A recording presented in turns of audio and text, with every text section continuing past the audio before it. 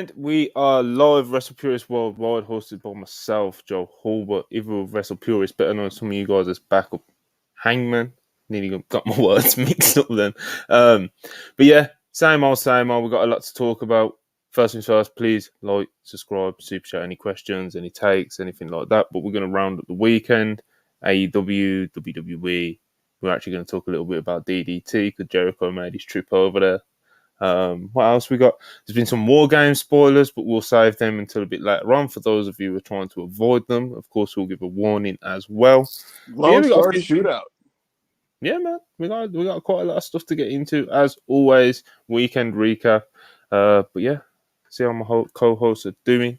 Ibu, what's good? Nothing much. I'm having a pretty chill afternoon. Enjoying my Monday day off as usual. Looking forward to talking about a lot of different wrestling today. It's going to be a very worldly episode. We're going to be able to show more of our versatility today on this episode of Worldwide. And so the name of the podcast is going to be very apt tonight. I'm looking forward to it. I'm looking forward to breaking down everything. There's some cool stuff happening, and it was a pretty fun weekend of wrestling. So I'm happy to be here, and I'm happy to break everything down. And if you were on the space last night, I just want to thank you for listening.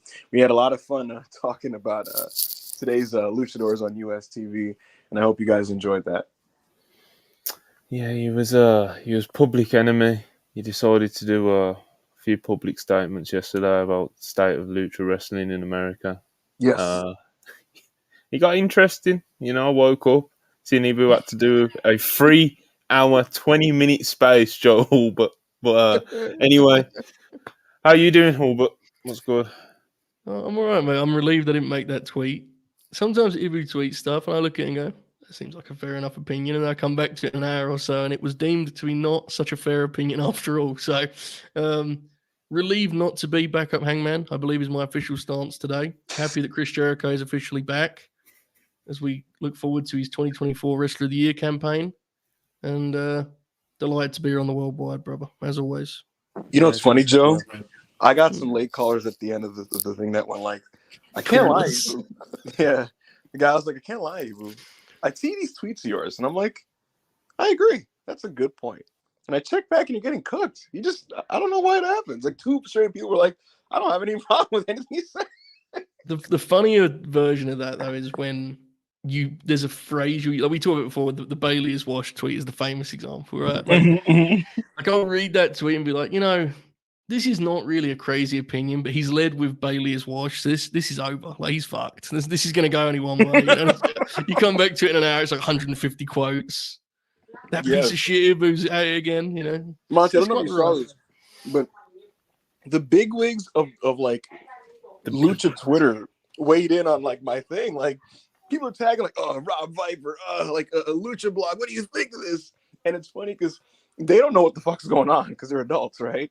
So they're just sincerely replying like, oh, I wonder what his criteria is. I think it's an interesting list. So I would say that this and that. And like Rob Viper's like, oh, well, Gravity doesn't have a lot of exposure, and he's very new and young, and maybe too early to be on TV. I wonder what his criteria is for that. And like the people are in their replies like, no, Rob, he's just a fucking grifter with agendas, all right? So that's why he did that. And he's just like, I do not know this guy. Like they're both putting their hands up like, I don't know, I got tagged, man. I'm just giving you my opinions. And like, we're like, nah, it's one of those WrestlePurists motherfuckers. Not the first time. Yeah, not the first time. Anyway, before we start recapping the weekend, let's do some super chats. Chandru, 200 rupees, appreciate you. I've voted AEW Promotion of the Year since inception in the Wrestling Observer Newsletter Awards. Can't believe it, but leaning WWE at the moment as their stories and characters have been written much better and have kept me more interested. It'll be interesting to see how those results turn out, but yeah, I don't know. That's kind of my thing now. I'm just very curious where the voters are going to land. I'm very curious where they land for Booker of the Year and Promotion of the Year, because I do think that there's more widespread criticism for the product now, even amongst Observer viewers. I don't know if they are WWE leaning enough to favor them in these awards. And then like other candidates like CMLL, for promotion of the year and Booker of the year, do they have enough exposure? Have they been watched by enough people that vote on these things to catch votes, for example? Like kind of like last year with Stardom and how they had a great year, but ultimately it's just the exposure just wasn't to the level of AEW. So I'm just curious how it shakes out, to be honest with you. But I wouldn't be surprised, to be honest, Monty, if like the votes, the results favor AEW primarily. Even still, I think I wouldn't be surprised if it based on the observer voters. Well, we're gonna have to wait and see. I know you'll be waiting. Yeah, you'll be. Ibu's gonna be anticipating it. Oh, I'll be waiting with bated breath, Monty. I'm gonna get so many DMs that day. Just screenshots. Zayd Nadi 199. Cody versus Kenny. Who's the better wrestler? I'm not gonna. Oh my god, they're like in different mediums. Kenny is infinitely more dynamic in the ring, but Cody is much more dynamic on the microphone. So depending on where you put them, that makes a big impact. If you were ranking all time right now, you got to take Kenny though. Wow, that was an alarming silence. I thought it was a pretty steady take on my part. Was it controversial? What do you think? I absolutely. I'm waiting for Ibu to weigh in. Good. I absolutely respect and understand that perspective and analysis, Joe, and I will thumbs that up and leave it at that. Fuck, you're actually at that point, right? You're like, your gut's telling you Cody. Respect, brother. I mean, it's what it is, the game. But I didn't say anything. I didn't say anything. You said an awful lot without saying anything, my friend. You said an awful lot. I didn't say it. He started getting weird and making noises. And, I don't have to answer because I'm the host. True. Piece of shit. Zayd Nadi again, 199. Brock versus Gunther. Who's better? Gunther's better right now, yeah. It's Gunther. Gunther is like, they're both all-timers, I believe. But Gunther's ability to have very good to great matches with wrestlers who are... not good. Yeah, is extraordinary. And it's something that Brock would never have been motivated to do. We'll see how this thing shakes out tonight, because there was some... I don't know if you heard about, Joe, what happened with Miz and the botched finish on Monday. But he may have accidentally become the number one contender for the Intercontinental title as a shoot. And we'll see how they potentially rectify that this week. But there may be a chance that he genuinely walks into Survivor Series and faces the Gunther. And in that situation, Gunther will somehow, some way get something serviceable, if not worthwhile, out of him. And it'll just be a testament to how good he is. So that's probably how we all look at it as well. He'll be like, all right, let's see what I can get out of this fucking sports entertainment fucker. Unfortunate. David Cameron, $2. Appreciate you. Joe, guess who's Bizak? It says a lot about this brand that when I saw this horrid news earlier today, my first thought was, oh shit, that's a lot of super chat fuel right there. Oh, here's another one. Here he is. David Cameron again, $5. You guys know what happens to that NXT UK wrestler, Wild Boar? He was my favourite. Joe, do you know? I have no clue. No. I've followed up on that one for a while. Hush, $5.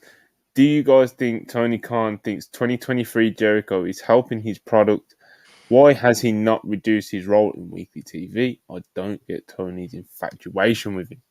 Well, he just has reverence for Chris Jericho because of who he is, and that's just where that starts and ends. He's also a dog, to be fair. He shows up on TV every week, likes wrestling matches, puts him on a list of like 10 people. He remains also creatively ambitious and will absolutely walk into a room pressing Tony on what he wants done with this creative. And there's other stars that are much more passive about that type of thing and wait for you to figure out what to do with them. And often weeks He's been around too long for that.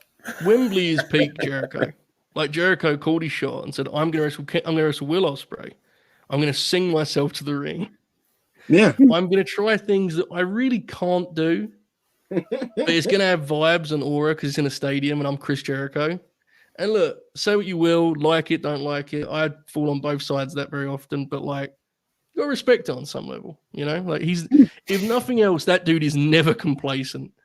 He just worked DDT, man. He's fucking insane. You know? He's never boring. No, he's always swinging. He's never boring. Sometimes.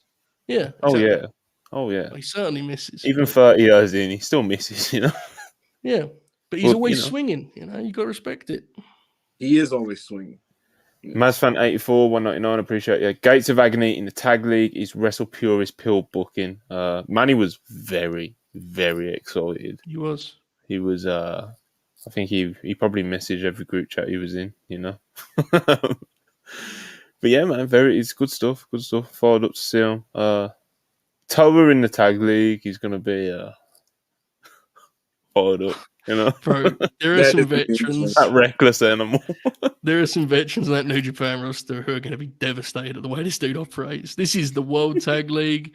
You're taking it easy on the road to the Dome, and here comes Toa Leona hitting fucking running tackles and throwing you around the ring like you're a child. It's different, man. They're awesome. They're such an old school act. I love the Gates of Agony. Yeah, the Samoan SWAT team are great. Faces of Fear. Faces of Wrath and Mang and shit. Darren Cage, 499, appreciate you. When the final of the Continental Classic is Sammy Guevara versus Commander, the game I love will officially cease to exist. I don't think it's going to get to that point, man. Could you imagine? We've got Dragon. I can't imagine. Dragon's a safety net. I really can't wait for this lineup of names. I feel like we're going to be fine. I'm telling you. I think so, but I also think on some level it's just inevitably going to be funny in some way. I don't know how yet, but we'll see. All right, let's make a little prediction. Okay. How many underwhelming names out of the 11 left do you think Tony Khan puts in? 4 to 5. Okay, hold on. This is important, though. When you say underwhelming, do you mean in terms of star power? I mean, like Jay Lethal. Right. Well, I think there'll be 2 of those. 2. I'm being Said optimistic. 5. But I'm not counting. That's like a whole block. If it's a guy who's a wrestler I like watching, I'm not counting underneath guys that fit that bill. If Roddy Strong's in it, and I'm not going to be like, well, fuck. Yeah, he's not going to be. I'm just using an example. Yeah. No, but Roddy's also like involved in the main.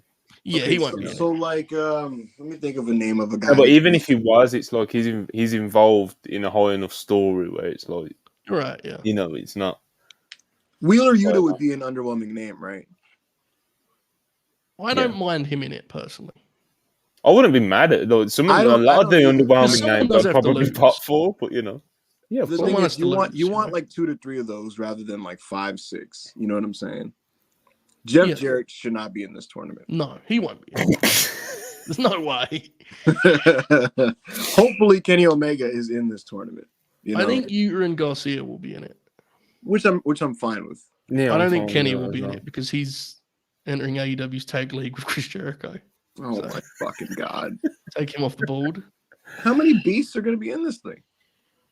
This is the thing, like we've said for a minute now, like ever since like they did like the big signing spree of 2021, it's like this is the best, like workers wise. This is like probably the best, on paper roster of all time. So a round robin tournament is the exact time you'd want to showcase this, isn't it? So, how would you guys react if like Kip Sabian was in this thing?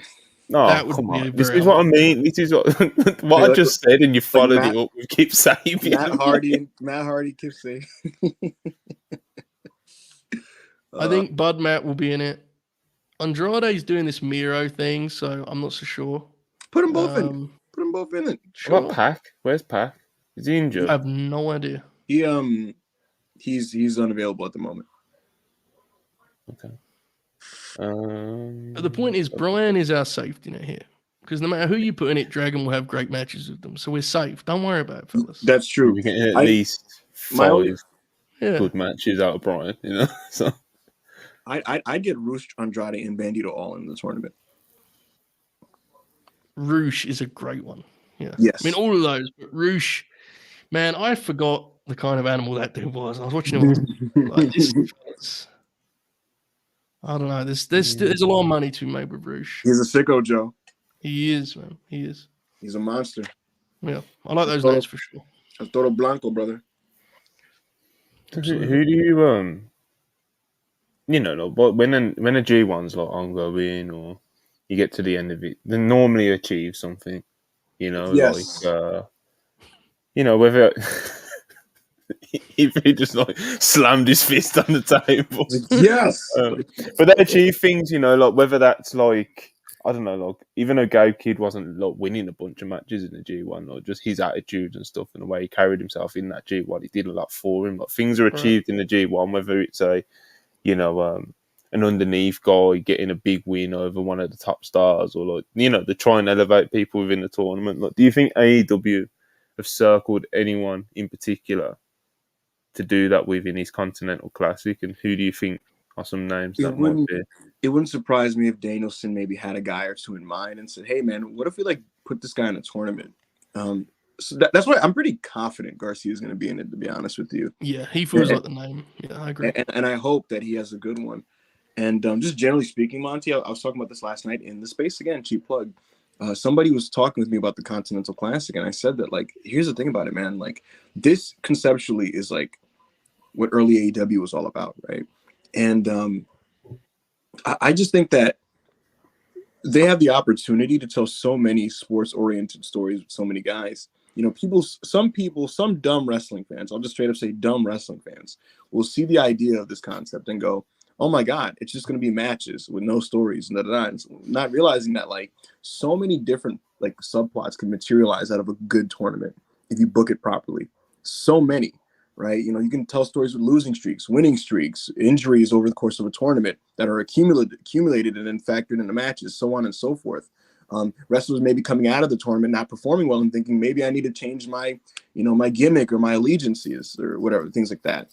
So broadly speaking, what I want from this, Monty, is for the concept of this tournament to kind of get over, and you get it over by putting on literally an excellent tournament and making it something that people circle on the calendar every year and say, I cannot wait for the Continental Classic. Because that's what people do with the G1 Climax. AEW tournaments are fine, but they kind of come and go, and like, who really gives a shit long term? This one, I just want them to get it over by literally putting on a tournament at the level that Danielson said it was going to be. Because it wasn't me who said this, Monty. It was him on television, looked at me dead in the eye at the camera and said, this is going to be the greatest wrestling tournament of all time. I don't know if he realized the magnitude of what he said, because the G1s from 2013 to 2019 are fucking unfathomably godly. I'm talking like, we got to a point, Monty, where we would get like literally, I'm not kidding or exaggerating, like 2 4.5 star matches a night at the very least. So some of those tournaments are some of the greatest wrestling I have ever seen in the history of this industry. And so does AEW have the personnel to top that? Yes. Can they top that? It absolutely is up to them. I don't know if they're going to reach New Japan peak G1 level, but even beyond that, I just hope that they really put together something that is productive for multiple people involved and is a great tournament that make people look forward to seeing the next one. Yeah, it's it's not been quite as magic in recent years, but like when you mentioned the G1, it's G1 season, it's G1 season, and it just feels different. The shows feel different. Everything about it's like it's all G1 orientated. Like, I'd like that to be, kind of a similar feeling going into the Continental Classic, but it's like, this is, CC season, or whatever the fuck they want to call it. Chris called it the A1 Climax, so I don't mind going with that, So, but yeah, when it's A1 Climax season, I want it to feel like special and have magnitude to it, like the G1 did, especially in those peak years that Ibu just mentioned. So, yeah, man. Joe, anything to add? No, I think we've pretty much covered it. I mean, I think, Garcia's the one we obviously circled because his story right now going into the tournament is almost suited to getting off to a slow start and then building up to something more respectable, right? I think he's kind of positioned for that. So he's an obvious one. But honestly, the best stories to tell within the tournament, ones that we can't even foresee right now, right? It's something with Roosh. It's something with maybe a Bandito coming back and kind of shocking the world and beating a dragon in the first match of the tournament. Brian's definitely going to tell a story that's like perverse and about he's an orbital bone, and he's going to do that. I mean, that goes without saying. Yeah. So gonna wrestle in a mask. All kinds of insane shit. There's room for opportunity, and honestly, even if the stories are as simple as a winning streak, a losing streak, and it's not as complex as it can be. For the first one, I do think you have to just prioritize matches the people want to see and then giving them the time to deliver. Because the truth is that this is the first one, hopefully, of many. And AEW's product is currently shaped in a way where we as an audience, I think, would all appreciate just being able to bank on like 2 matches that are world-class pro wrestling. You know, not that they don't exist right now. I just mean it would be nice to have them because they're framed in a sports way of a tournament. It'll feel different, right? It'll have a different kind of gravity to it. So I'm not even sweating the bigger picture stuff for this particular tournament, even though I think that's what you should strive for. To me, this is about getting over the tournament and also adding a variety to an AEW product that's shifted as of late, some better, some worse. But I think there's a chance that this is kind of a thing where for the next 6 weeks, the stuff we don't like, it will be a lot more forgivable if 2 matches get 15 minutes and are, you know, top talent on the show every week. So absolutely, I'm interested in that balance for sure. Yeah, I was talking to that with the really great caller that we discussed this with yesterday again, because it was just like we're going to head towards a bit of a compromise period, I think, with the product, guys. You know, I've been appraised of a couple of these upcoming plans, and the fact of the matter is, some of these things will just appeal to certain fans, and some of these things will just not appeal to hardcore types of wrestling fans. And that's just kind of where we sit. But you would hope that at least with this Continental Classic, that it's at least servicing the people like you and I that like these things. And I think one of the key big things that they need to pay attention to and focus on to make this stand out is you need to avoid TV finishes. I think for the matches in this tournament, we need to avoid the whole like the stable runs in and the ref is distracted and then there's a ref bump or an interference or a low blow or a brass knuckles or whatever the fuck. Listen, it is okay for wrestlers to win and lose. I promise you. I've seen Kazuchika Okada lose in G1 climaxes at the peak of his powers in his push. To make this stand out, that type of means to an end finish booking for TV matches that every American company is in the habit of just doing because, you know, that's just what wrestling does in America. You would at least hope that for these matches in this tournament, we keep this as clean and pristine as possible by avoiding that thing, because that type of thing is Tony Khan crutch booking. And it's American wrestling crutch booking, frankly. But you make this stand out by and add to the stakes when you know that, like, we're going to know definitively who's better between the men we're watching wrestle when they wrestle. I want to know who's straight up better between Miro and Andrade if they wrestle in the Continental Classic. I don't want to see them wrestle 50-50 and then Lana came in and Miro's like, oh, my wife. Whoa, he got rolled up. Like that's horseshit. So that's kind of my thing. I would also like, and I think people will be slightly torn on this because I know there's a lot of AEW talent that people feel need more spotlight, and rightly so. But personally, I would like one wild card in each. You know, like an outside talent, whoever it may be. Absolutely. Nakajima is an obvious one because he would add like a genuine wild card. There's a sense of danger to that dude that would add like a novelty to the tournament. For sure. So like that's another thing that I think would give it a different vibe that would separate it from just your TV action to tell those stories. So for sure, man, you just hear like, oh my God, pro wrestling free agent Katsuhiko Nakajima. He's wrestled in Pro Wrestling Noah. He's the Triple Crown champion currently of All Japan. He's dangerous. He's controversial. He's unpredictable. What is he gonna do with AEW? He doesn't even work here. Like, what if he just kills somebody? You know, and he would be great for that Dragon story we're referencing. Yes. I mean, imagine Dragon getting in there with his eye patched up against Nakajima and getting flattened. You know, and that's another thing too. Do some because you're doing 3 of how many matches did in a week? 4, right? 1 on Rampage, 1 on Collision, 2 on Dynamite, I think. However many it is. Get weird with some of the match times too. Like I said earlier about 15-minute matches and giving them time. If you have someone like Nakajima in the tournament, have him beat a guy in 5 minutes and kill him, you know, let him flatten, and then that you use that for your next match. Tournaments allow you to get creative for that stuff because they're going to have chances to have the bigger matches anyway. So, a lot of options here. Absolutely. Hush, $5. I know the AEW G1 was made for Brian, but hot take, a first-round upset with a young talent going over him would make it so interesting and unpredictable.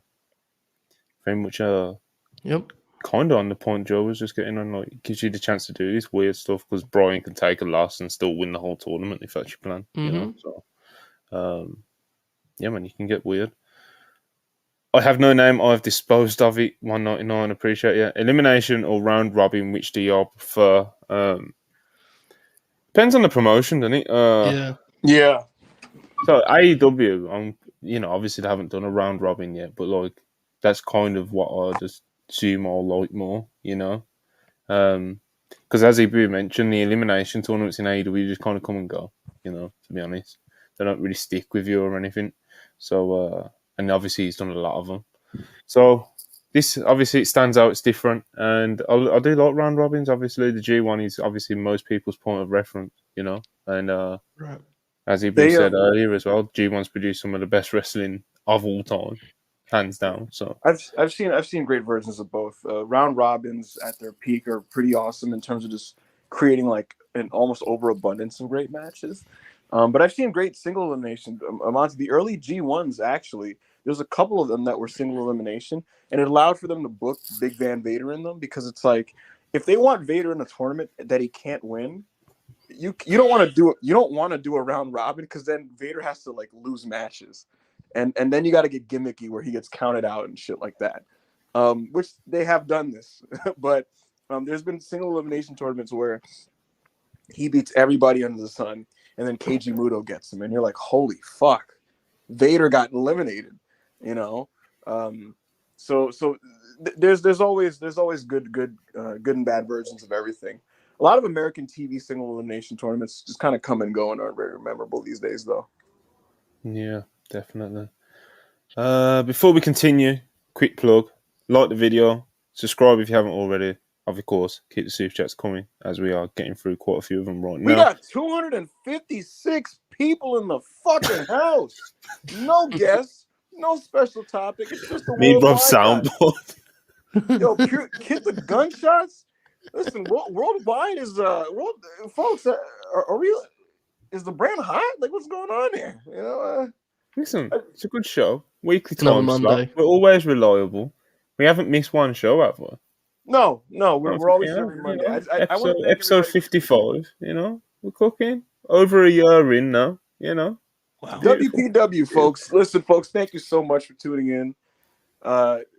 It feels like every few weeks the viewerships just sit higher and higher, and I only bring this up to honestly thank you guys because we just do this to pop ourselves sometimes. Like we were doing this when I remember Joe, we'd have like 80 in the live chat, and it was fine, But good house in here. Thank you guys so much for supporting the brand. We love providing content for you guys, and just kind of keep that up, man. Like the video, comment, subscribe, and yeah.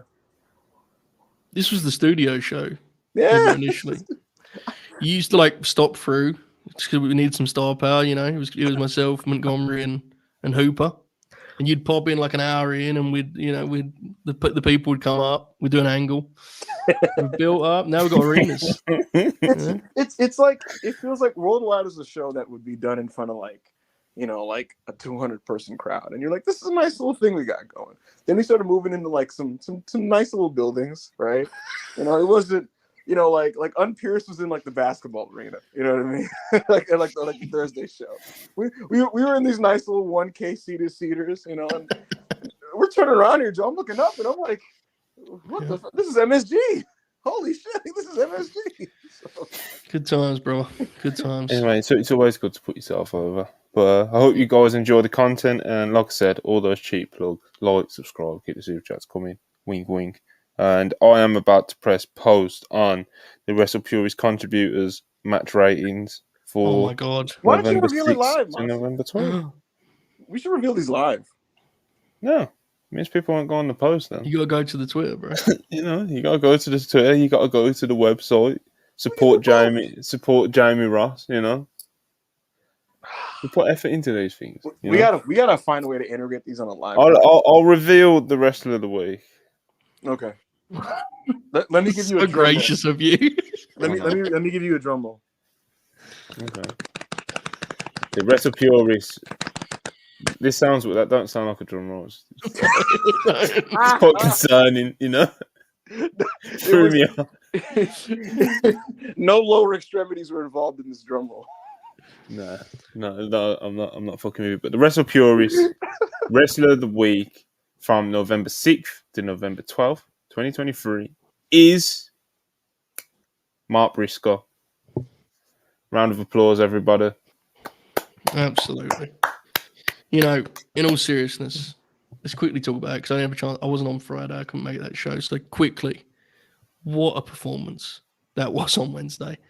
Just an immediate reminder of how special Mark Briscoe is. He's the best. And we are all so happy to see him whenever we do that I think it's easy to forget. He is one of the best talents on that entire roster. By the way, he's a guy. He'd be nice in that tournament, wouldn't he? That would be pretty fun. Brian Danielson, Mark Briscoe coming our way. That would be pretty fun. So, special wrestler, and he had an incredible performance on Wednesday. His first singles match in 5 months? And he was like sharp as ever, man. Incredible wrestler. He's the man. We love Mark Briscoe. Evidently, you know, the WrestlePurists wrestler of the week. So, shout out Mark Briscoe. We love him. Phantom FTW £2. Soup tapping clean 4 days before the street fight. I think that's a sad face. I mean, it's not perfect, you know. These are the guys we play, you know. He worked on his Walls of Jericho defense, bro. Will Chisholm $5. The way Cody's been shooting lately, Triple H must have told him it's Roman Cody to at WrestleMania 4. Hey man, Cody's yes. Got an extra bit of he's got some more bass in his voice, you know. That's some good shit, bro. Good for him. He has been walking around like he has a 17-inch cock. Like this guy is just it is what it is. I knew Monty, it was coming too. I knew that was where he was going. It just is what it is. Because Monty, dude, I called this weeks ago.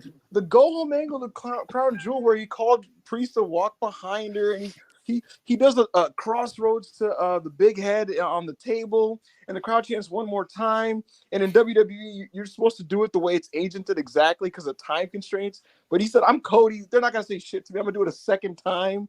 And then he grabs the mic and he shits on this guy and talks about his path. Folks, he knows where he's going. He's going to Philly. He's gonna face Roman Reigns. He's gonna fucking beat him. He's going to hit 3 goddamn crossroads and pin him clean in the middle of the ring and win the championship that he should have won this year. And that doesn't justify what happens this year. But the bottom line is he is the ace of professional wrestling. He is the top draw. He is a needle mover. He is a man of the children. He signs the autographs. He makes all the towns. And he's going to win. That's why he's talking crazy. That's why he said, I don't give a fuck if Rock is going to be at WrestleMania because my spot is stamped. I'm not shaking. I am not shaking. Put Rock, put Cena, put Steve Austin, put CM Punk. I am main eventing this show against Roman Reigns, and I'm beating this piece of shit. So yeah, Cody sounds confident. I assume that was Ibu's delayed answer to the Omega question earlier. So we got that at least, folks. Right, I'm just, you know what? Joe, read this super chat. Okay. Huncho, 9.99 says, it's scary how perfect Punk being the devil works in the story. Should TK call an audible and mend whatever fence is needed to make Punk the devil? It would be the Spark storyline. Get him hot again. Hell of a start to my super chat campaign. Ibu, do you have any fresh thoughts on CM Punk? I've never really gotten to kind of give my perspective on CM Punk on these WrestlePurists shows, so allow me to do so right now for the first time in front of our audience. He's a pretty good wrestler, Philip Jack Brooks, born in 1978. But the thing about him is, would he fit as the devil? Maybe. I don't want him to be the devil. I would love for Tony to reconcile with Phil and bring him back on the TV because then I'd have another thing on the show to look forward to, and that's kind of all I care about. So I'd love Punk back in AEW personally.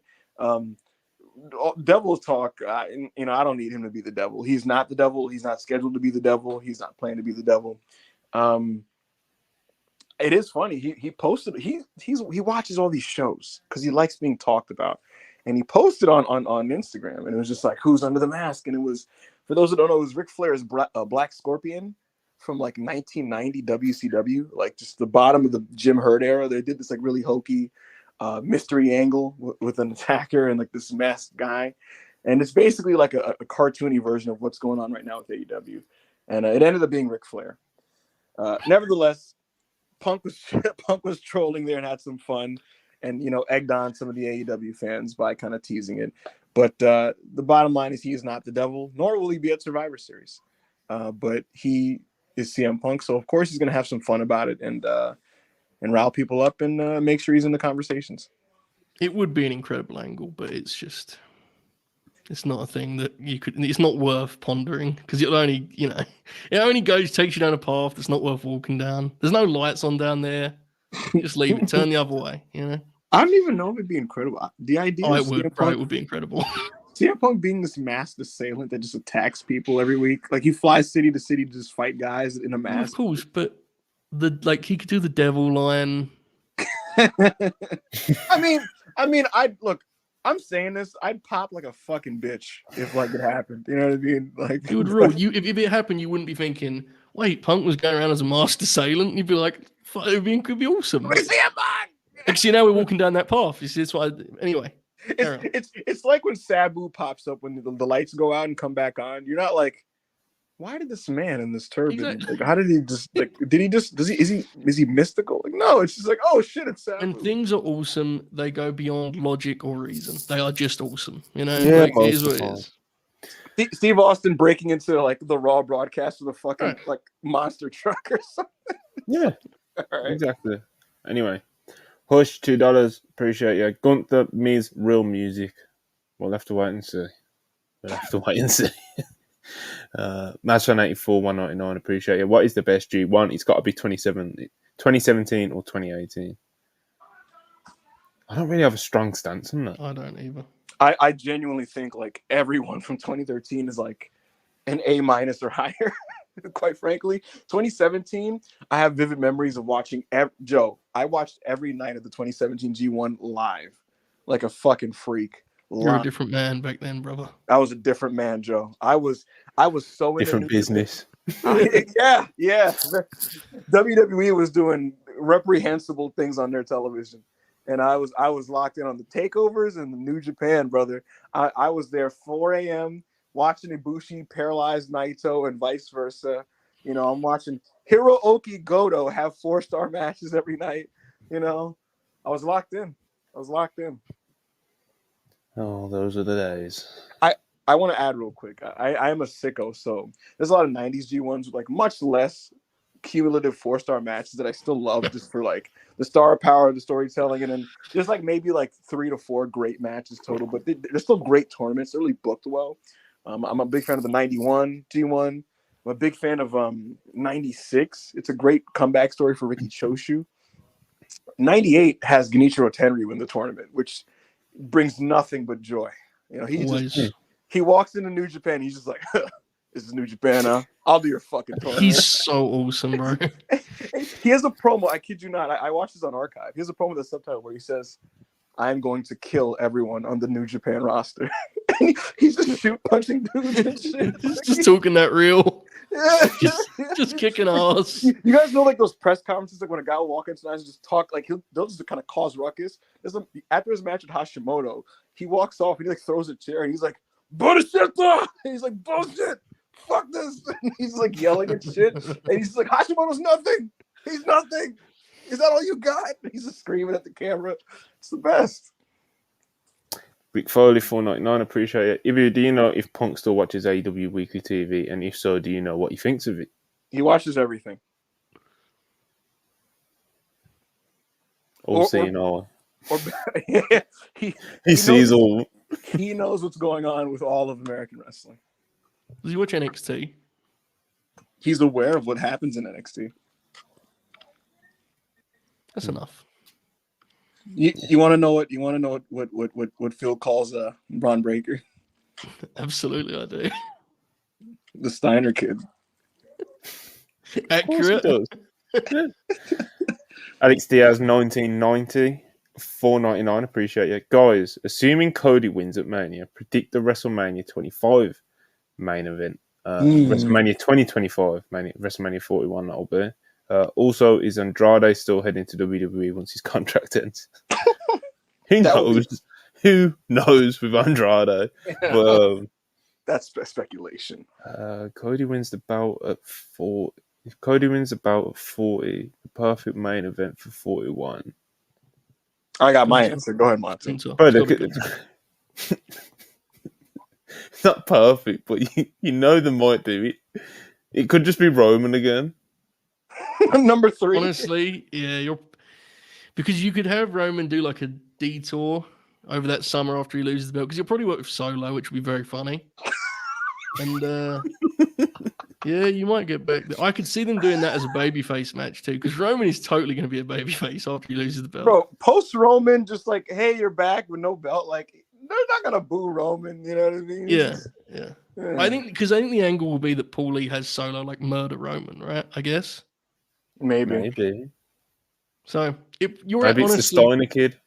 I think Gunther and Cody, bro. I don't know. I think that's the match. The thing is, next year's in Minnesota, and Brock intends to retire at that show. So I kind of want Gunther to be the one to retire him. That's the only problem there. You think Brock's going to put someone over on the way out? That's interesting. Yeah. I'm not saying you're wrong. I just think it's interesting, you know? Yeah, he's in a different place in his life now. He doesn't care anymore. Good for him. He's made so much money, bro. Yeah. Oh, for sure. I can tell you this. After putting over Cody at SummerSlam, he was just kind of like, all right, I've lost a lot. I will see you guys next year. Like, that was just his call. He was just like, all right, I'll see y'all next year. So it's always his call. You know? When isn't it his call? If he doesn't want to put someone over, he just won't. Like, fucking ahead of time, they're like, yo, you work in Saudi? And he's like, I don't need it this year. It's like, all right. Okay. My call is Braun Breaker. I feel like, I don't know. That's a lot.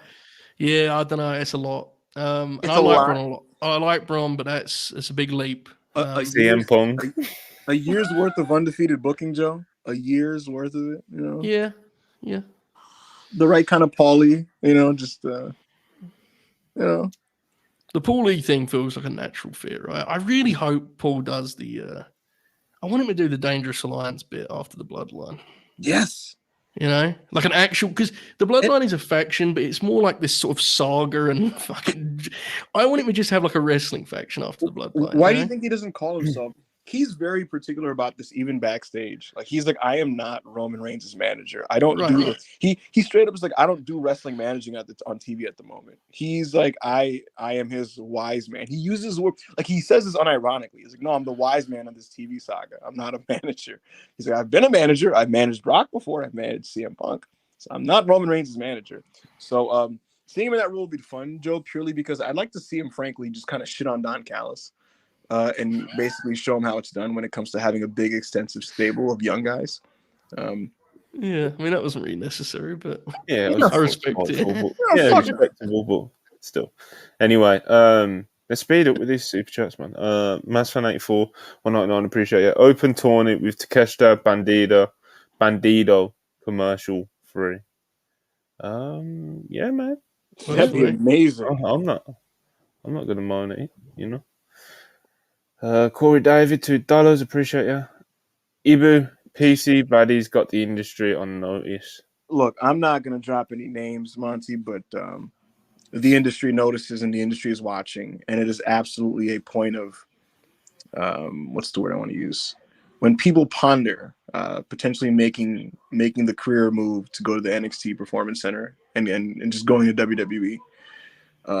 Florida weather, an opportunity in WWE, the scenery, and the personnel. These are all things that are considered and actively talked about. I'm just passing on that. I'm just telling you guys, these are actively things that people have noticed about the recruitment process in NXT and talked about, and things that these wrestlers are eager to experience for themselves when they eventually make this career move.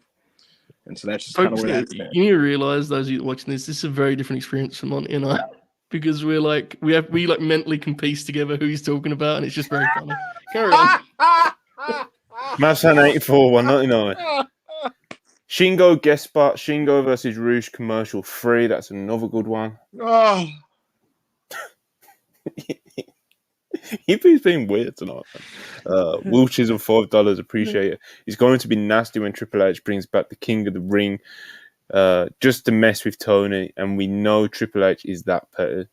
King of the Ring came back in 21, was it? Yeah, but that was bullshit, Nancy, you know. At least Xavier Woods won something. That was nice. Oh, it was, yeah, Balor had a nice match with Claudio. There were some decent matches, but it's like Vince's idea of King of the Ring in the modern day is like they do all this wrestling so that the winner just gets to walk around with a crown. Who gives a shit? It's got to mean something. Obviously, it's got to, Yeah. what we were talking about the A1 climax. So hopefully, it's productive.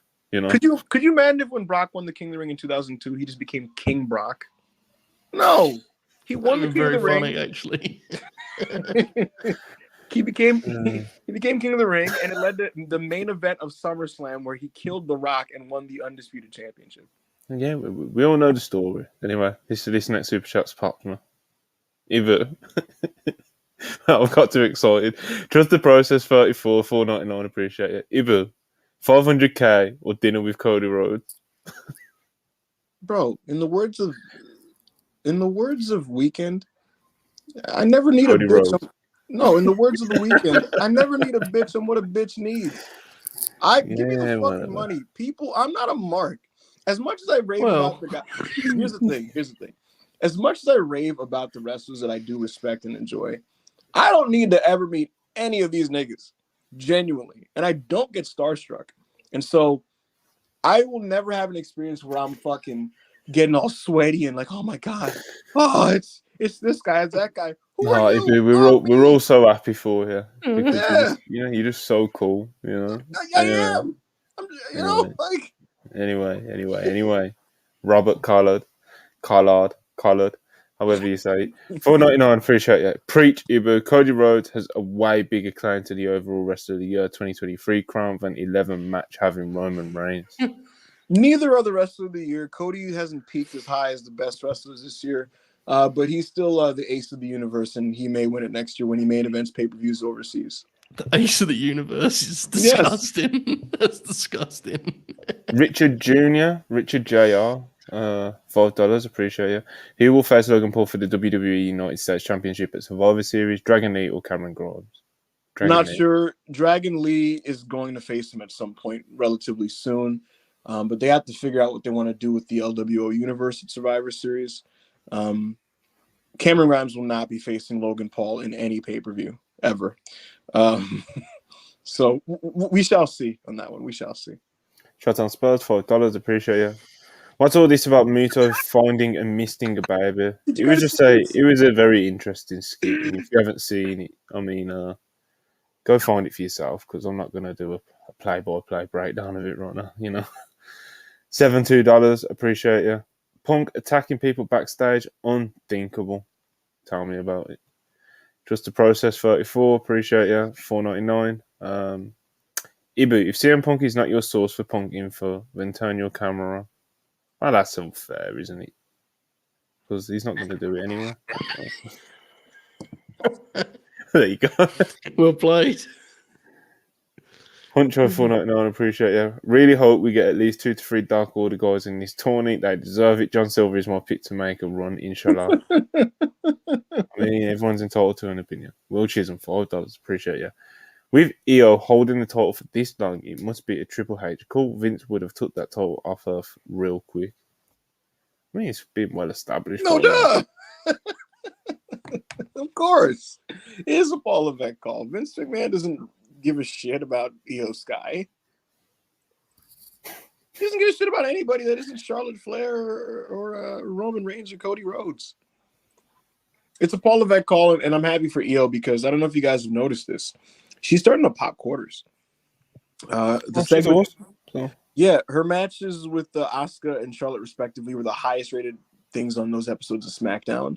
This week's Damage Control segment was not at the top of any hour, and it was the ratings peak by a comfortable margin. The Kyrie EO deal, that was like 845, and that spiked the rating to over 2.3 million viewers, where most of the show hovered around 2.1. So it's just something to keep note of. EO's doing pretty good as champion. People are interested and care about it, and the women's stuff in general on SmackDown is a thing that people are paying attention to or tapping in for, even on these shows that have bloodline involvement.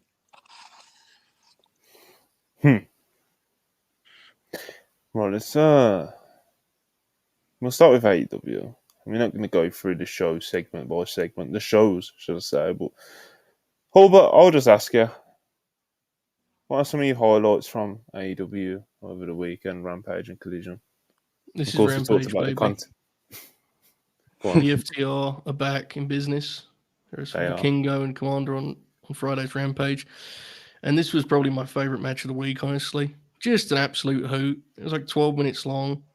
And Vikingo and Commander got to do most of their most spectacular offense.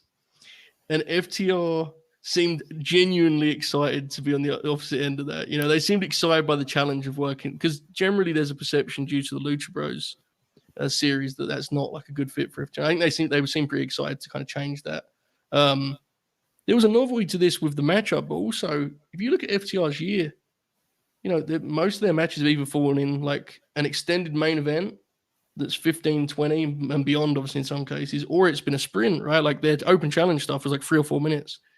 This was right in that sweet spot in the middle. It's been a while since they wrestled a tag match like this. 12 minutes, total excitement. FTR in the end kind of adapted and started throwing their own firepower in there, and that's where Cash Wheeler really shined brightest, I thought. But loved the match. Really good TV main event. Probably my favorite Rampage match in. It's been a while, honestly. Rampage has got better, and there's some good stuff on there. But I thought this was like a It was home run. really good. Really good match. Good. Yeah, man. FTR doing it again. Like you know, they've got like it's not a runaway by any means, but they've got a nice steady case for tag team of the year, I think. You know, you know, and like I said, it's more steady rather than like a blowout like it was last year. Yeah. You know, I agree.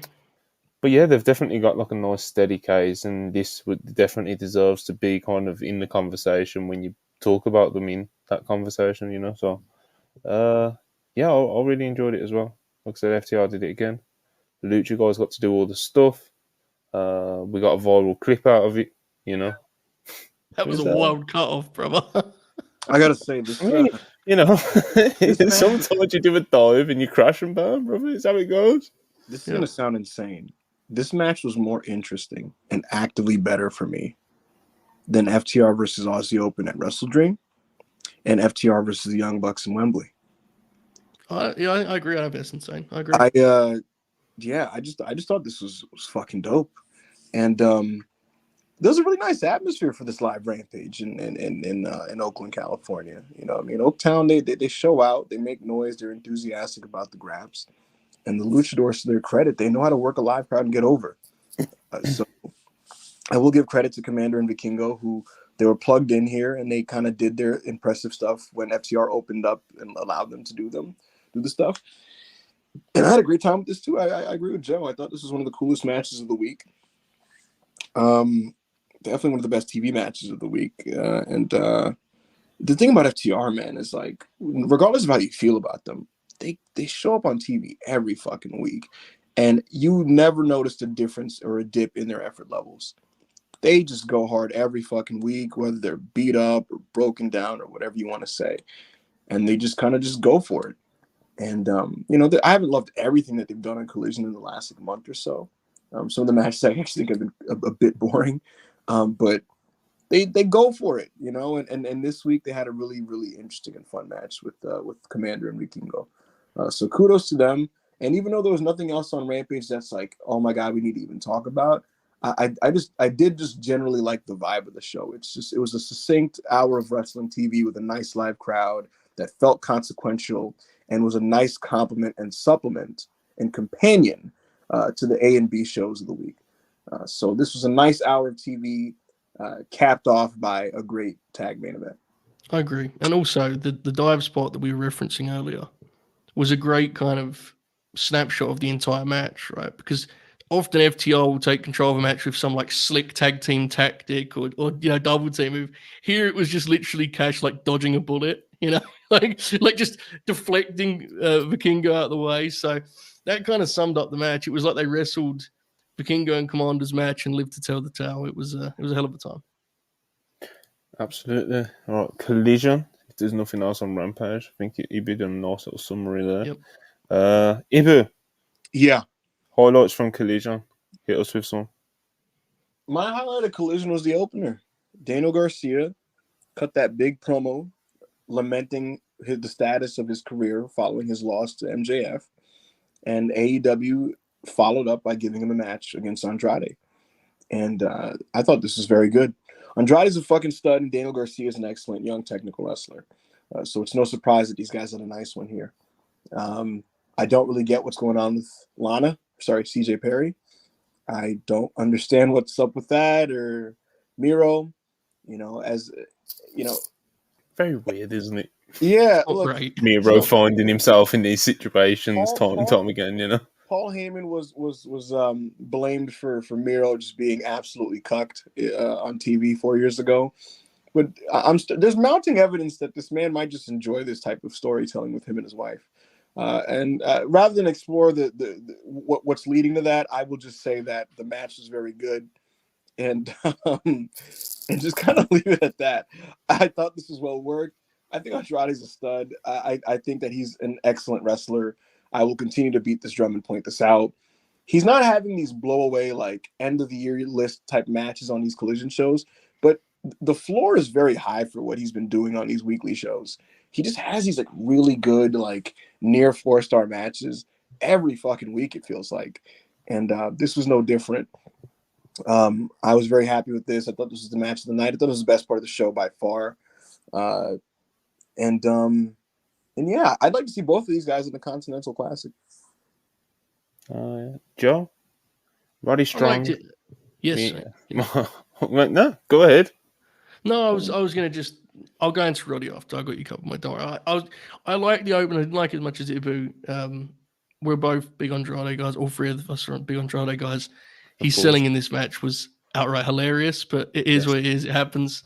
I did enjoy it. I hope the CJ thing doesn't live long because babyface valet CJ is bad. It's no good. There's no cool factor at all. It's very unfortunate. But I don't get it. It feels like it's like someone's hot mom just like accompanying somebody. It's like, okay, like what does she do? There was one point where Andrade went back up top for the moonsault for the third time, and the announcers were like, "Oh, you shouldn't do this." And CJ was just clapping. I was like, well. Anyway, Roddy was back in action, as you mentioned, Marty, and really nice 6-minute match with Darius Martin. Very snappy. The work was super sharp. Darius is going under the radar because he's doing it on Ring of Honor. He's got way better this year. Genuinely, go back and watch his stuff at the start of when he first came back. He's way sharper. His strikes are much more crisp.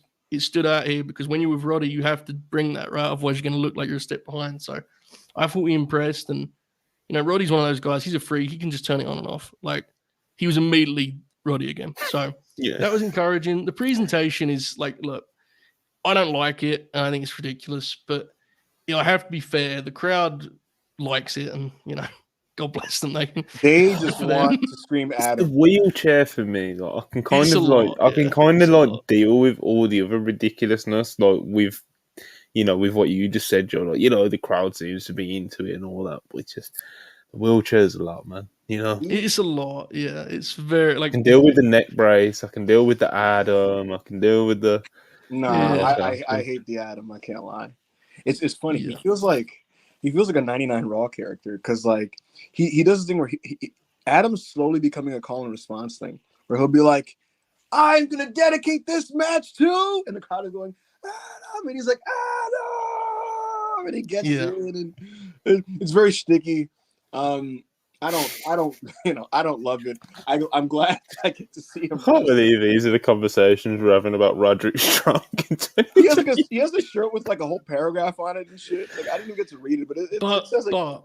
There are a lot of people who this is the most they've ever been into Roddy. And while that is fucking insane to me, everyone watches Greps differently. Like I see that sentiment a lot.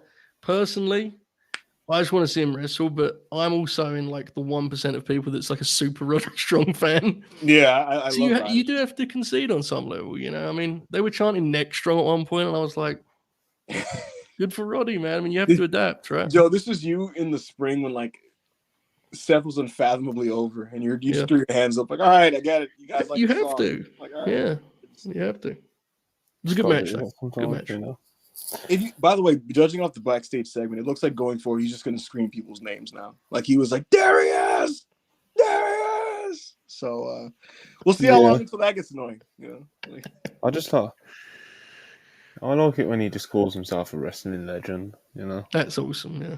Yeah, that pops me the most. You should put a mouthpiece on and buzz. What else we got on Collision here? We have Hangman Adam Page called out Swerve for a Texas death match at Full Gear. A lot of people predicted this one. A lot of people hoped for this one. And we are getting it. Hangman fired up, pissed off. This is the exact mode I wanted Hangman to be in this entire storyline. We got quite a bit of it last week, of course, with the running. And then, of course, this promo. Yeah, man. Of course. Can I be an asshole? Direction. What was that, Iba? Can I be an asshole for a second? Of course you can. Sure. So, safe space. Not really, but I'll say this. I like that we're gonna get a TDS here. It's gonna be a TDM here. Yeah, I know Hangman captured the right energy. You should want to kill Swerve. But something about seeing him use like the verbiage he was using, it was just like weirdly tough to believe. It just kind of felt like again, I don't have a problem with like his character wanting to kill Swerve. It just felt like when he was saying it like on camera, I don't know, I just didn't like believe it. And it felt like this is gonna be such a weird reference. It felt like when Matt Hardy was brought back to Raw in 05, and he was like, "When I'm done with you, Adam, you're gonna wish you were dead." And it's like, and then like you hear Jim Ross go like, "Oh my god." It's like, all right. You're just like, oh shit. All right, buddy. Like, okay. But it's a super nitpick. It's just something I chuckled at. Yeah, let's be there. You know, he can bring the right energy and it pops me and stuff, but it's not, you know, Hangman's never been someone I've said he's a great promo. You know, it's just I thought pretty damn good, though, I gotta say. I always was a really good press. Might be always one of the better things on the show, to be honest with you. That's what I said. That's what I brought it up. When he was like, popping himself, I'm gonna walk my son over to you, and I'm gonna make sure to piss in your grave. I'm like, Stephen, you would never piss on a man's grave. He didn't sound like that. That's how he did. He was like, I'm gonna make sure. He kept doing the Matt Hardy voice, bro. I did him. I watched it. I'm like, Mr. Waltz, you don't strike me as a guy that would piss in anyone's grave. Right, tomatoes in the chat, people. You know what to do. No, being very spiteful. I like Hangman. I think the match is going to be awesome. I really like the promo. Yeah, absolutely. Okay, so we talked about Miro, we talked about Andrade and Garcia. God bless Adam Copeland. You know, with the Adam Copeland with the boys. You know, this was fun. You know, it was very funny. But what did you think? I mean,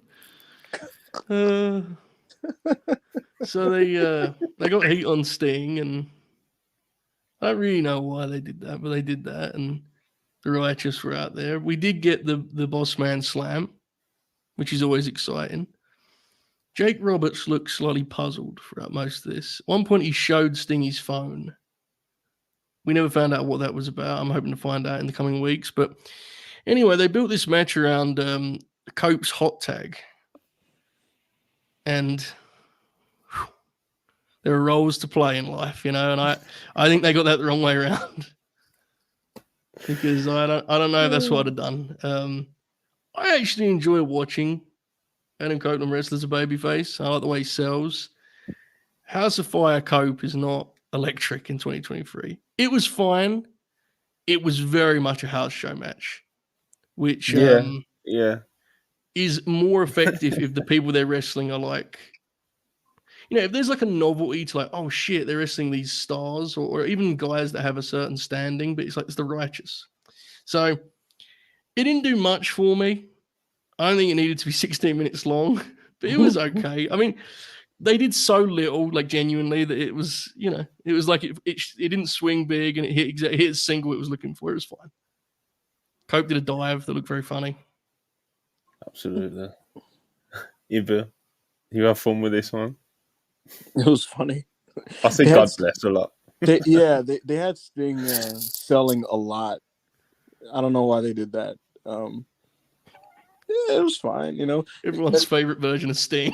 He just gets the shit kicked out of him by Vincent. Well, when Edge was kind of doing his stuff, the camera at some point captures Jake the Snake in the background, just reacting. He kind of has his face like, "Good shit, man." You know, he has that type of look on his face. I'm like, you forgot like you're a part of the show, man. You know, he's just kind of like he's like popping at Edge. Yeah, I don't have much to say about this. It was fine. I I would hope not even. I expect the pay-per-view match is going to be like awesome.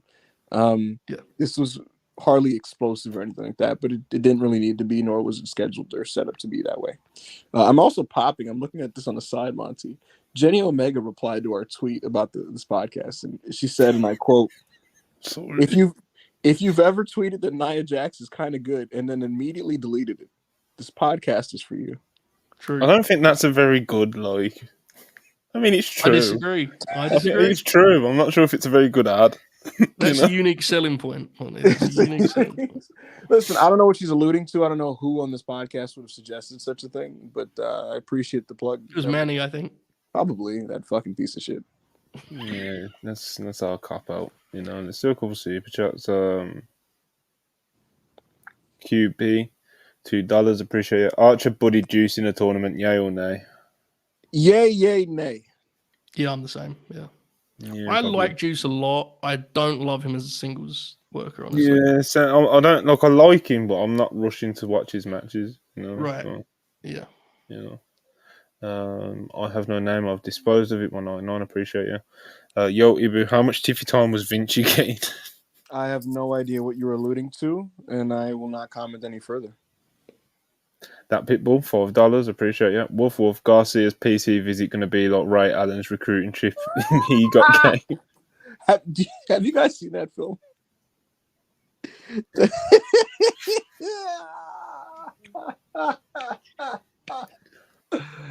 Jesus Christ. Oh, I like Collision.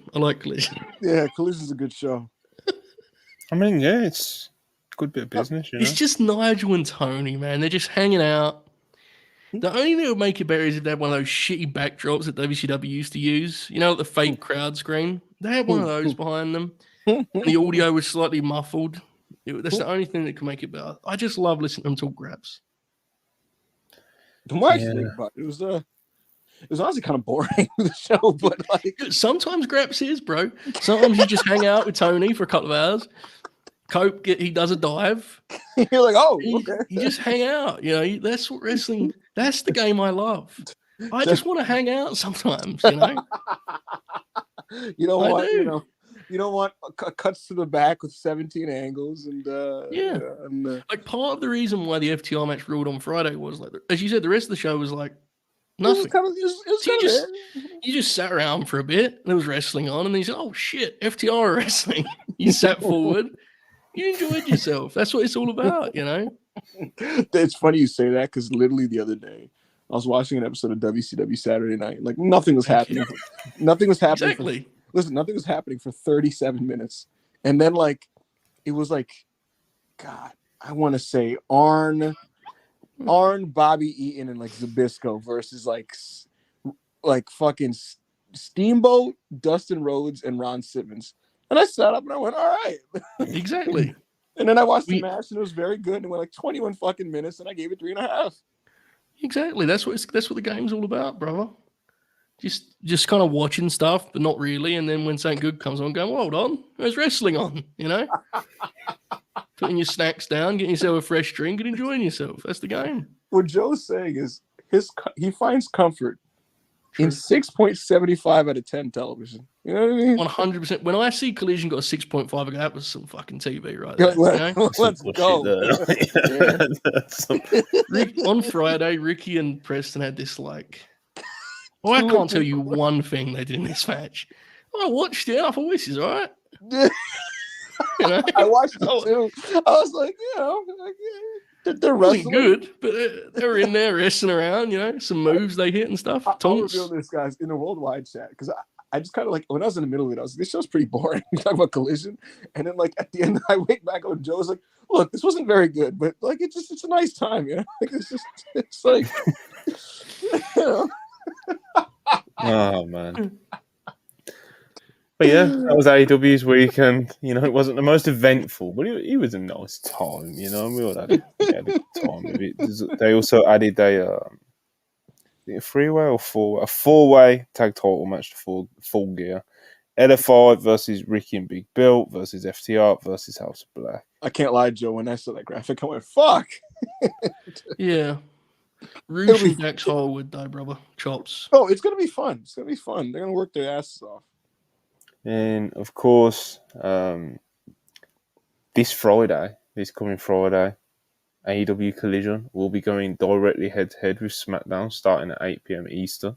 Joseph. And then, of course, Rampage will be in its normal time slot directly after. So 3 hours of AEW TV back to back on Friday. And, of course, they're going head to head with WWE again. But this time, it's SmackDown and it's a different ball game, So this be interesting to see how Tourney approaches this one. I don't think he's going to go all guns blazing again because I think he knows what the outcome's going to be. I'm intrigued. He should double down on the show we just described.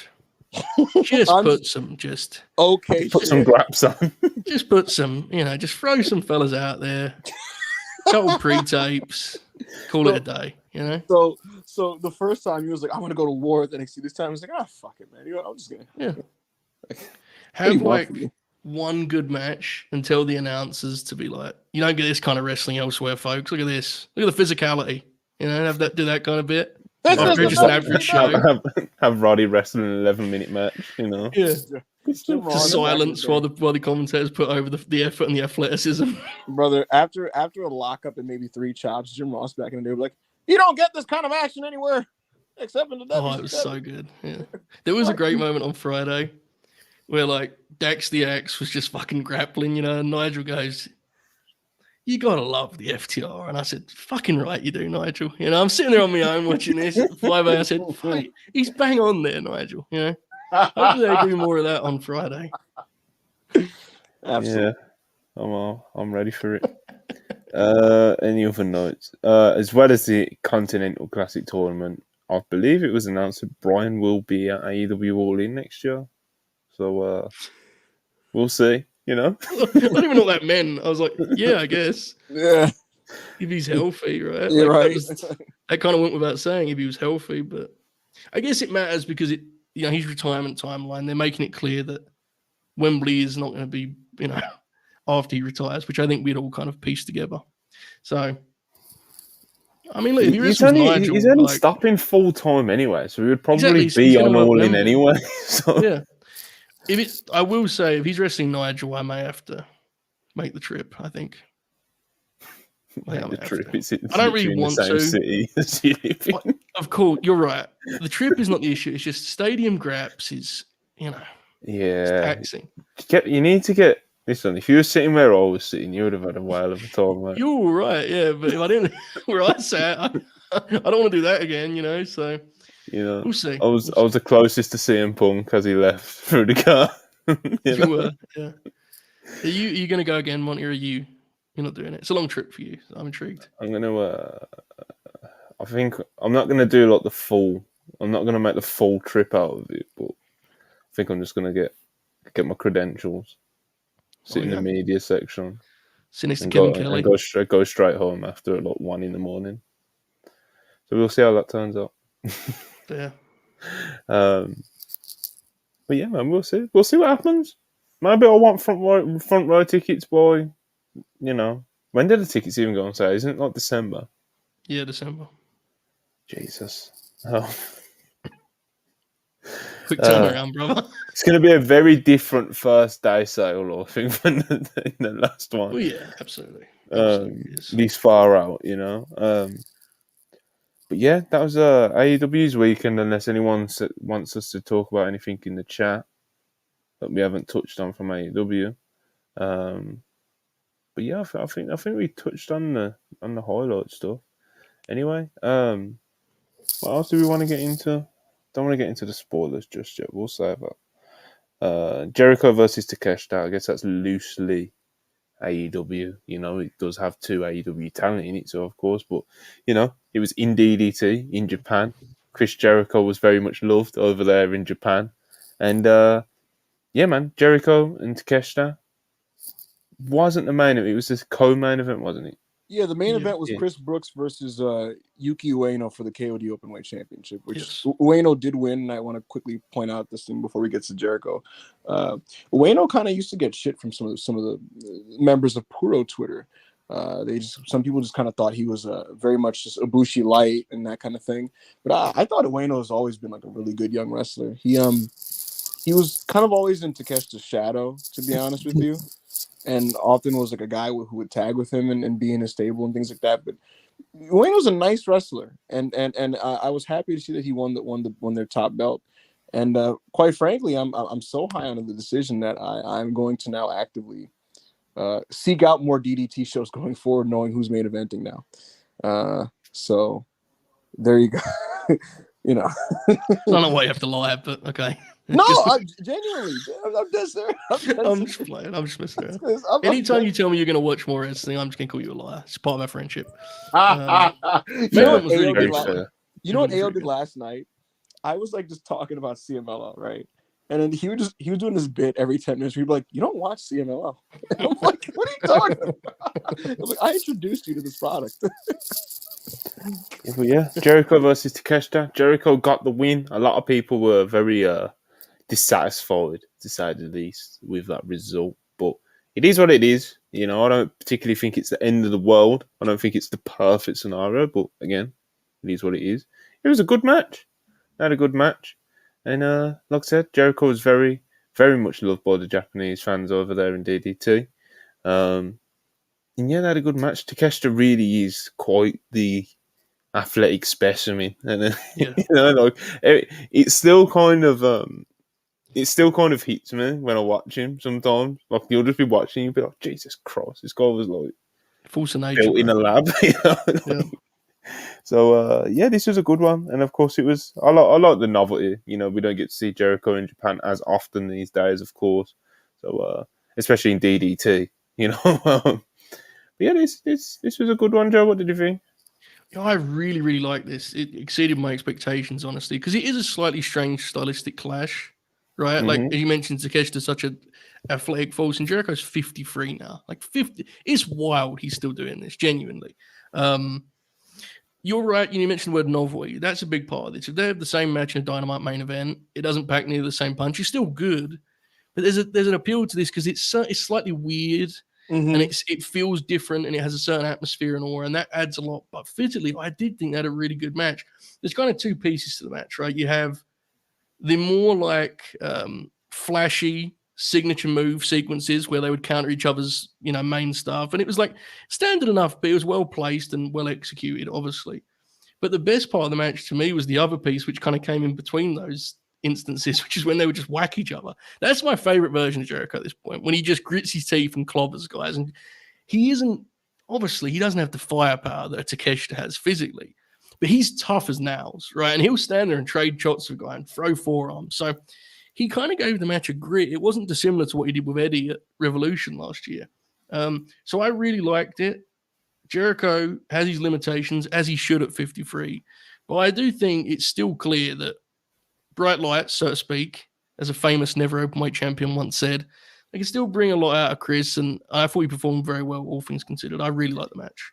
Yeah, like you said, the novelty, of course, was a definite factor in it. And there's kind of just like I respect a bit of it with Jericho. You know, he's 53, and I did think he did look. He looked his age out there. You know, he did look every bit of 53. He don't have quite the sharpness, or he's not quite as quick, and he's not as smooth as he used to be. But his game, Joe, you know, he'll eat those chops. He'll eat those chops. He'll try and give what he can back. I think he took 2 or 3 top rope bumps in this match. You know, it's like, bro, the superplex. You know, he bounced on the superplex. That was crazy. That visual, that looked incredible.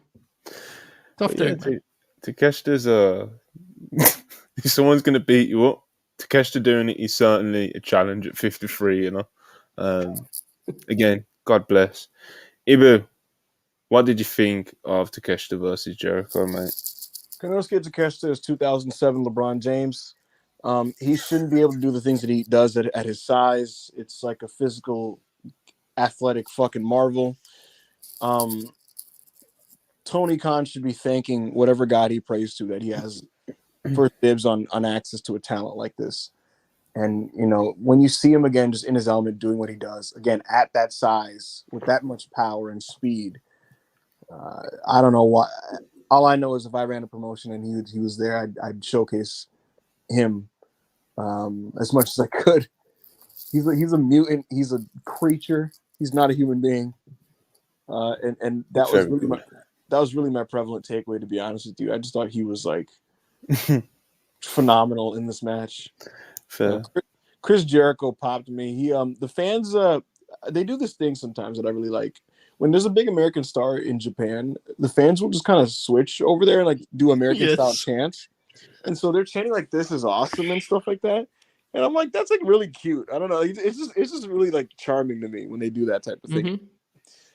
So they did that with Chris Jericho, and they were really just big into him. And it's always like eye-opening to see just how over he is over there, because he's very over in Japan to this day. They see him as a superstar. So yeah, it kind of led to a dynamic where there wasn't really like a heel here, to be honest with you. They just kind of were happy to see Chris Jericho, and they were just popping for the wrestling.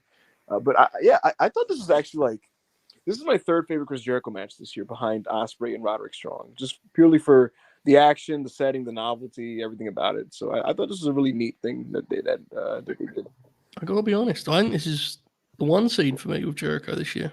I think I've got it top. I thought with the Ospreay match, while that had an incredible atmosphere, I thought he did a worse job of like. I think he was very ambitious in the Ospreay match, and he tried some things that the match kind of fell apart at the end. I thought he colored within the lines a little bit better here. The Roddy match is I almost put that in a different list as an out-of-body experience here at Holbert headquarters. So you have, but I preferred it to the Ospreay that's match, my number one.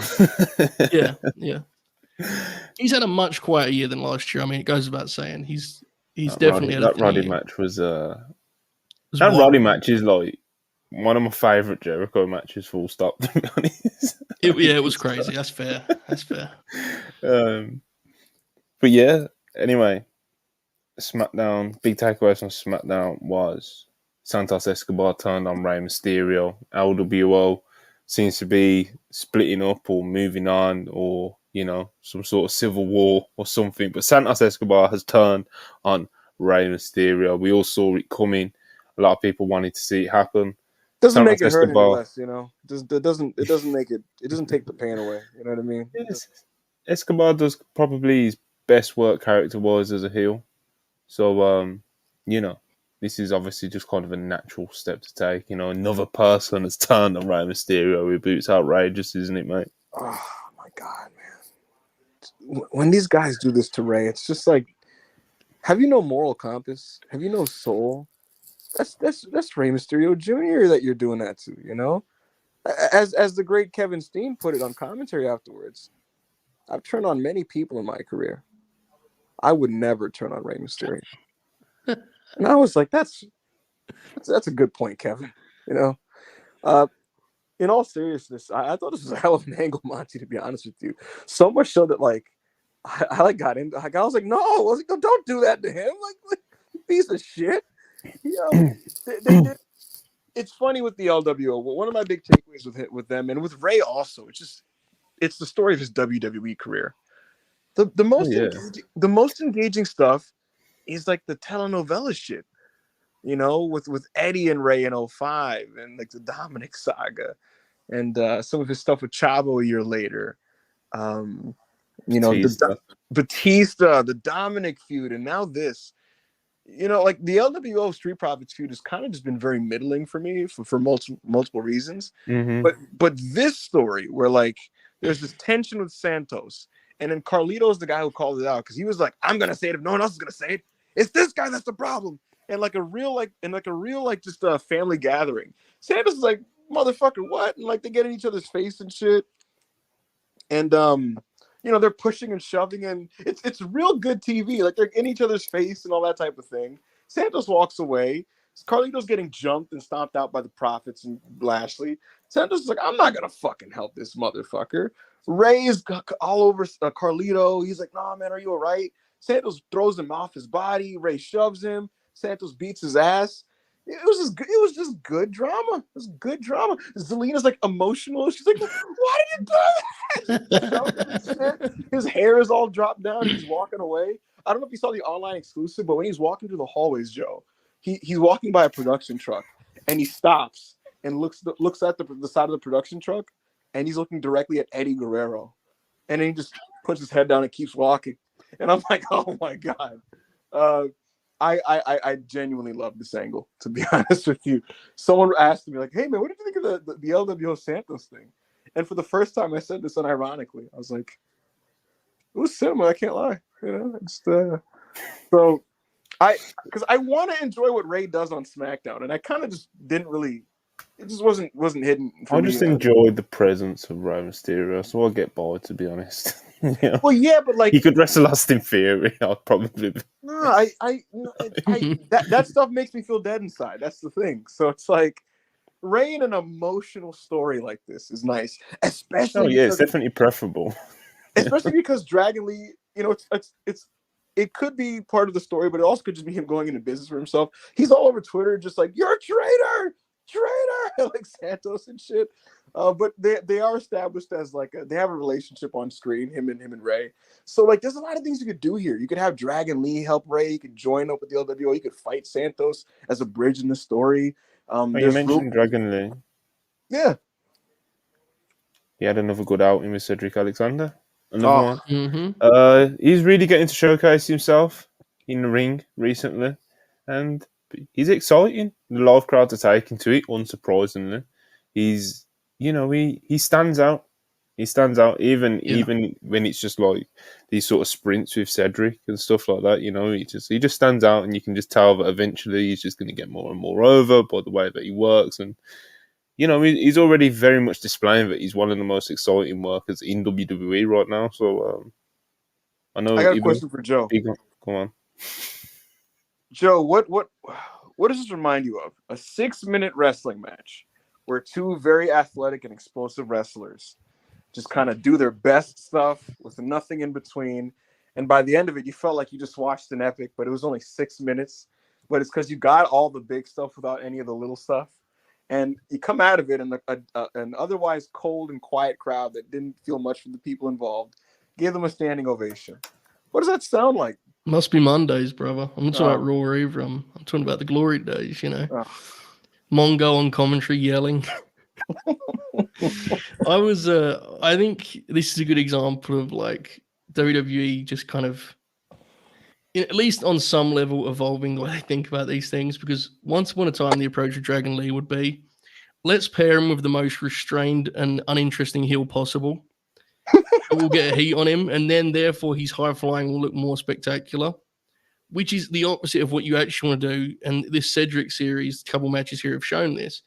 Dragon Lee is most spectacular when paired with someone who's willing to play that game with him. You know, so they're basically just having these shootouts, and Dragon Lee bumps like a madman. So Cedric gets some shine, right? It's doing a lot for Cedric just being in there wrestling on TV and losing. But Dragon Lee is so dynamic that he knows he can do that, and it won't take away from how impressive he is. So it's been a cool little piece of TV. We talked about it when they had the first match, how it can add some excitement to the SmackDown undercard. I think you saw it even more with the rematch. So I like it a lot. Dragon Lee jumps off the page. I will say, as for the LWO thing, like, I don't even mean this to knock, but it is very funny that Collier is just like in this, you know? It's just so funny. Like, I saw a comment up there. Brian said Dragon Lee, Ray, and Collier versus Santos, Cruz, and Wild. And it's like, that's a logical direction, but it's just very funny the idea that Collier is just in that match. It's kind of weird, but I think whatever. I want to quickly throw in some news notes here. I got 2 nuggets for you, Monty. Well, one of this is just rumor, but the other one is from my, you know, from Hanger Select, as they say. So, you know, it appears that Angel Garza is teasing a call up, and I can tell you this. Here's a Hanger Select. Oh, Paul Levesque straight up just expressed, we need more guys that can do that with Dragon Lee. He said this after Cedric versus Dragon Lee. So if I were to just do math and put 2 and 2 together between that and then the Garza tweet, I can make that connection pretty easily. The other thing, Monty, this may make you chuckle. I don't even know what this means. And I forgot to send this to the chat that you made, but apparently, quote, Heyman had his fingerprints on that regarding the thinking of doing a second Dragon Lee match with Cedric with more time to just do what they do. What does that actually mean or entail? I don't know. it could be as simple as, what if you did that again with more time and I don't know. I know Paul with his TV, he would, Joe, you could attest to this. Like, he would like find a matchup that he likes and then like almost ease the fans into it by kind of giving it to you like every couple weeks, just the same one with a little more time, a little more expansive, a little more explosive. And then maybe like in like sets of 3s or 4s sometimes. And then like the 3rd or 4th version of it is like definitive and really, really good. And everybody's over and it means something. So yeah, Dragon Lee, he does stand out, Monty, because on shows with like Wallers and Knights and Theories, nothing against any of those people, but it's of a certain mold and style, you know. And then like this guy comes in and he's doing fucking, you know, LIJ offense. So it does jump out off the page. Absolutely. I think he's doing pretty okay with his decision joining WWE thus far, Dragon Lee. You know, so yeah, definitely exciting times. 6-figure money, brother. Yeah, but of course I'd say that the big story is, you know, the Damage Control. It was a very Damage Control dominated episode. They got even stronger by the end of it. You know, Asuka seemed to have joined Team Damage Control. Kairi Sane had her first outing on SmackDown in the main event.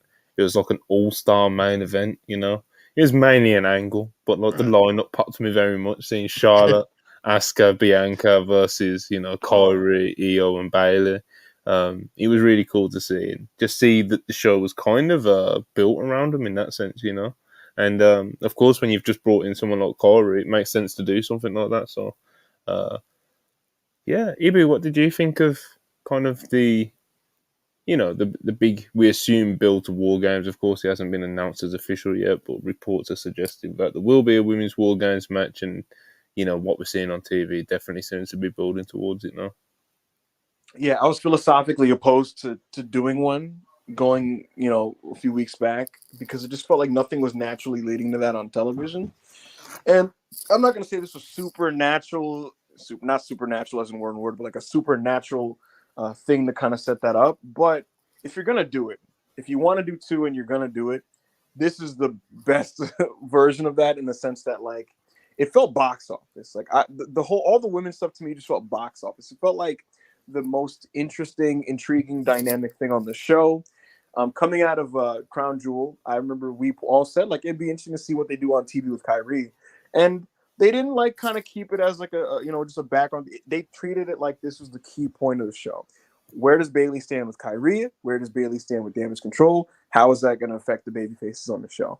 And the whole piece of business as a whole, I thought was very positive, and I genuinely was like interested in all this stuff. You know, Bayley feels almost like she has a target on her back. It's like this weird situation where she feels like a dead person walking. You know, the audience can all see that, like she's all like, you know, like she feels like Kyrie's gonna kill her, and Kyrie genuinely feels kind of menacing in this weird role where, like, yes, right, she feels like she is gonna destroy her, but she's so cool, bro.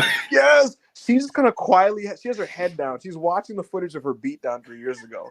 And like the camera cuts back to her and she has this face like, this motherfucker. Her face, it can express so much with so little. It's incredible, man. Yeah, and she just comes off so menacing. And Bayley's just like apologizing and shit. And she's like, I forgive you, Bayley. And I respect you as the leader of Damage Control. And everyone, and then they're all like, all right, we're all good, guys. It's coming to hug. And it's like, oh, they're gonna destroy her, you know. And it's like it's not a matter of if, it's a matter of when. And the when is probably following Survivor Series. I thought that stuff was all very interesting. The only thing is, I want to cheer these people. Like Asuka hugs Kyrie, and the crowd pops. And then Io jumps in to hug too, and they pop. They're stomping out the baby faces. Io does a moonsault on Bianca, and then Kyrie drops the big elbow on Io does a moonsault on Charlotte. Kyrie drops the elbow on Bianca. And I'm like, this shit fucking rules, man. How are they the bad guys? Especially since like Charlotte and Bianca feel overpowered and they're like taller than all of them. So like it feels like they're the ones who like have the advantage. Anyways, I thought this whole thing was all good stuff. I'm looking forward to WarGames. I hope that should we just get right into the rumors of who's filling in, Monty? No. Okay. I just hope that wherever we get to with all these fill in names makes as much sense as humanly possible. And I'm genuinely up for this now. I think that there's a lot of names here that are very good. Good. I'm looking forward to seeing the insane elbow at the top of the cage. Hobart, you managed to catch any of the damage I did, control SmackDown stuff, and just quickly, what did you think of it? Yeah, I tuned in for the match. I put the match on afterwards because you messaged me about it, right? Like the match looked super cool, so I was intrigued what they would do. Well, that isn't what I said. You said something. I can't forget. Match guide. I said the main event of SmackDown's a whole but match guide. It's a To me that's cool. To me that's cool. But nonetheless, and as you said, it's more an angle than a match. But I do think the angle was really well done. The only thing, and I mentioned this to you guys before we went on the air, it's a shame that Shotzi's like involved in this. Didn't have more. I haven't even got an issue of her being involved in it. It's just a shame that her attempt at a babyface save didn't get much of a response because it only reiterated what you mentioned it with, which is like, you want to cheer these? They're awesome. Look how cool they look together. So they look cool as it's a little hard to navigate, I think, especially because as great as Bianca is, she does feel a touch stale to me in the widest. And Charlotte is. I'm not going to get back into that again. So that's their elements to tackle moving forward. But as an angle, I thought it was really good. Yeah, man, it's good stuff. It's a productive episode. Of course, some big angles coming out of it, like I mentioned. So, I thought this was the best SmackDown in like fucking months because I normally don't really like the show that much, and this is the first SmackDown where I thought it was. This is my favorite wrestling TV show of the week, and I have not felt that about a SmackDown relative to the wider wrestling week since maybe a scattered one in mid-season with Dom and Ray. So cool. All right. Spoilers, WarGames spoilers, Survivor Series spoilers. I don't know. I know it kind of circulated, kind of unfortunately over the weekend. Yeah. A lot of people kind of disregarding people, potentially seeing spoilers. But some people will be like, if you're on Twitter, it's kind of what you get, which whatever. But I'll give you a warning. We are going to talk about the Survivor Series WarGames spoilers. So tune out if you haven't seen them and you don't want to hear any spoilers for WarGames or Survivor Series because we're going to get into the reports. So I think that's enough warning. Let's do it. All right.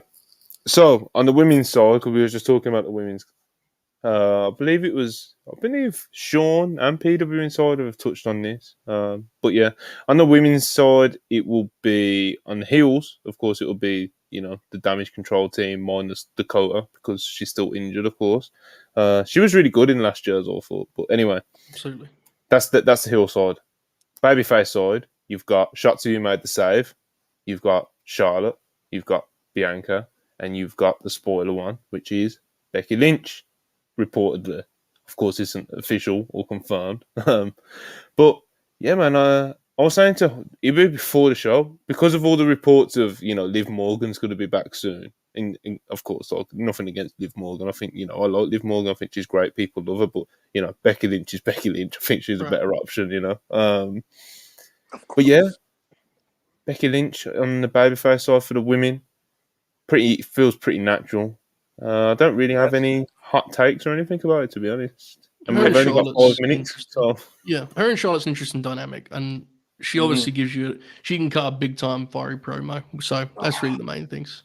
It feels box office, I gotta say, especially since Becky's having a really nice last 2 months or so, and she kind of to me is restoring her just like she's reminding you like why she's valuable. I think she is she's having a good stretch. So.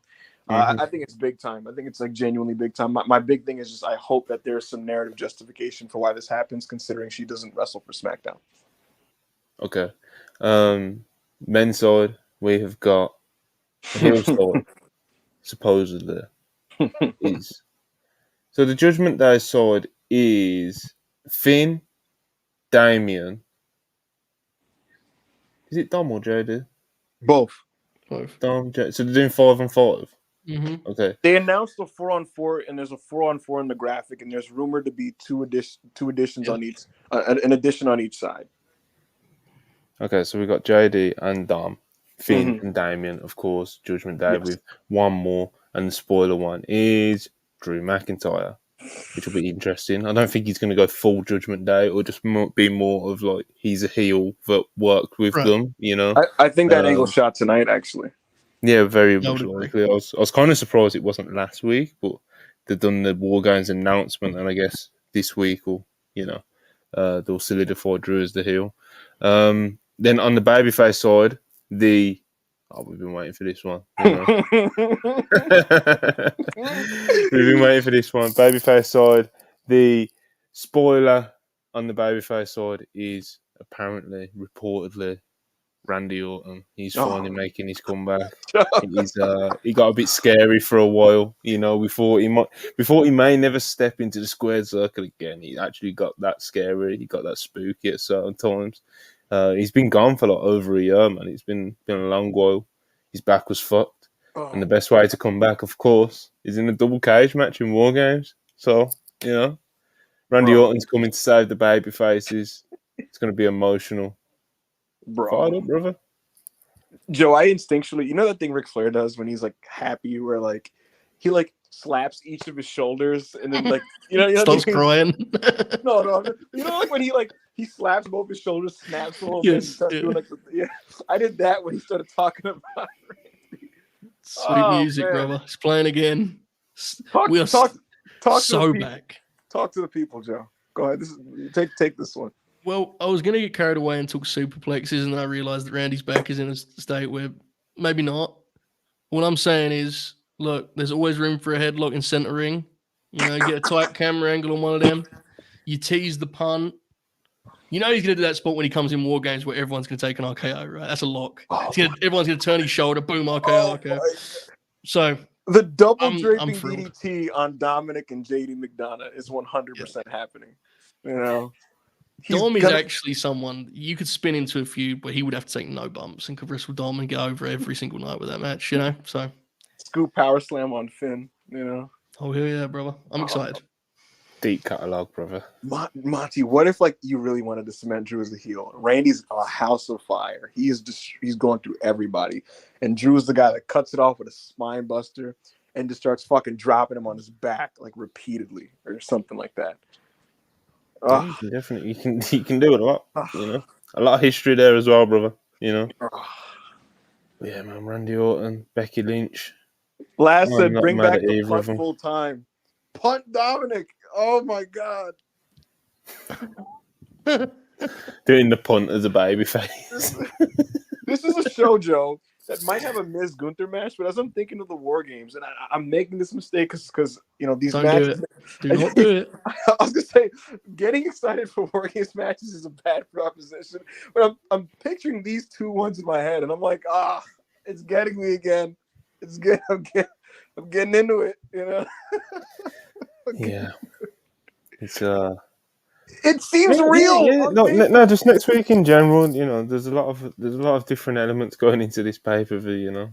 Of course, a lot of people are trying to get themselves hyped up and excited about CM Punk. CM Punk is absolutely playing into it with the Instagram stuff as well. So there's a lot of like talk and kind of like buzz around that, going into the show.